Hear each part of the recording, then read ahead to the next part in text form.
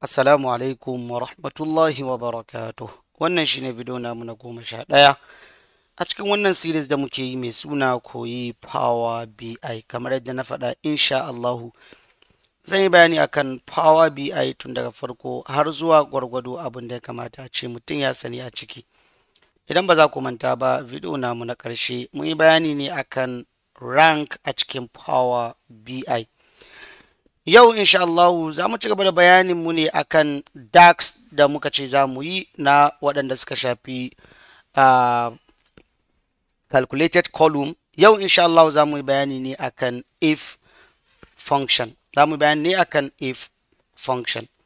Duk waɗanda suka koyi Excel, suka watching series na koyi Excel, tabbas sun kalli if function kuma sun san abin da if functions yake yi. So abinda if function yake yi a koyaushe conditional formula ce ko mu ce conditional statement ne wanda yake ɗaukar criteria. Idan criteria in is true, zai ba da returning value if the criteria is true. If the criteria is false, they returning value da ka bashi if criteria in is false. So abinda wannan if functions in yake yi. So abin da yake yi a Excel shine yake yi a Power BI, kawai yadda ake rubuta su ne ya sha bamban kaɗan. So bari mu je table view mu ga yadda za mu yi wannan. So let's say muna so mu creating conditional formula here ta yadda duk state in the revenue nasu is less than or equals to 50 million, muna so ya rubuta muna low. Duk state in the revenue nasu is above 50 million, muna so ya rubuta muna high. So wannan shine function inda za mu rubuta a yanzu. So yadda za ka fara, kamar yadda muka farawa ko yaushe, za ka fara da sunan column naka. So let's just call it maybe state or status of revenue. For example, status of revenue shine sunan column in namu. So za mu fara da if shine abin da za ka fara da shi, sai ka buɗe open bracket naka, sai ka rubuta sunan column inda ke so, saboda mu creating yanzu criteria namu. So zai amfani da product kamar da muka saba, duka muna amfani da product data, sai mu ɗauki total inda total yake. So this is our total if it is less than or equals to 50 million. So tunda muna son state inda take da wannan less than or equals to 50 million, muna so mu samu low, mu yi muna returning low. So tunda za mu yi passing qualitative data, that is alphabetical data, so za mu rubuta low ne inside double quote. So za mu sa double quote kamar da kuke gani haka, sai mu rubuta low. So kenan wannan condition da muka bada less than or equals to 50 million, duk state inda adda wannan condition is true, muna so ya muna returning low. Wannan state in tana da low revenue kenan. So sai mu sanya comma. So bayan mun sa comma, yanzu za mu bada value inda muke so if this condition is false. That means wannan condition da muka bada less than 50 million, 0 to 50 million, dukan su gaba da equals to 50 million are included a wannan condition da muka bada, kuma dukan su zai ba mu low. Amma in this condition is false, abinda muke bukata ya ba mu shine high. So zan sa high shi ma inside double quote, sai in ce high.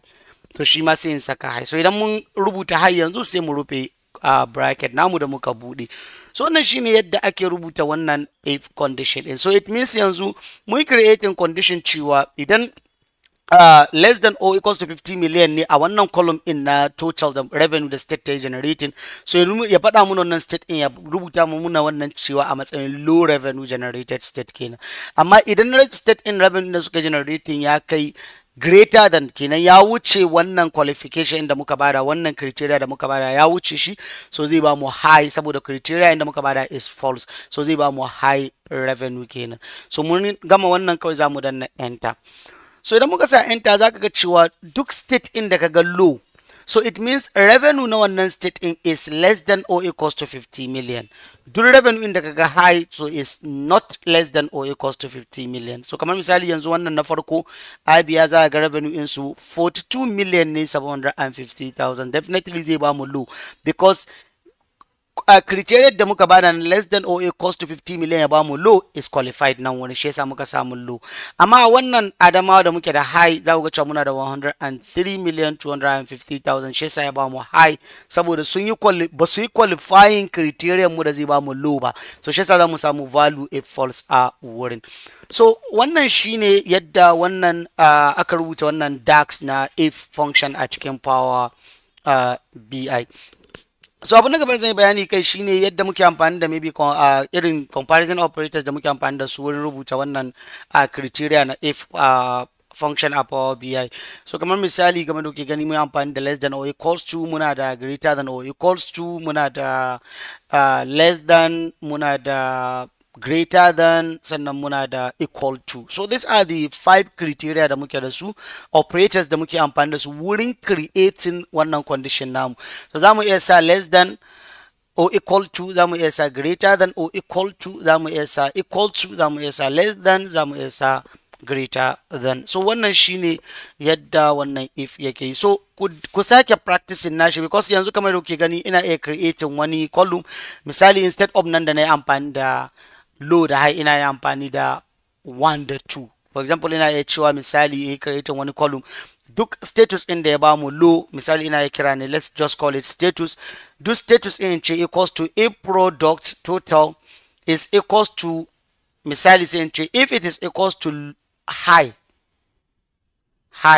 I want it to be 1, otherwise I want it to be 0. Sai closing, sai in sanya enter.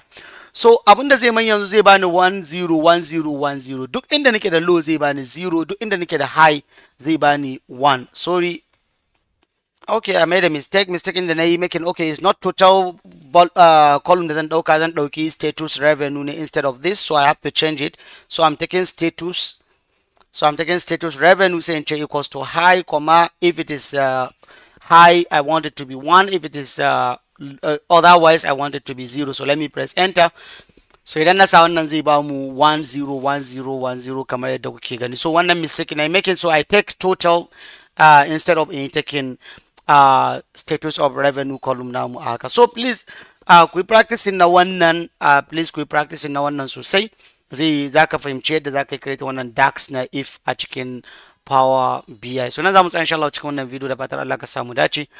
Wassalamu alaikum wa rahmatullahi wa barakatuh.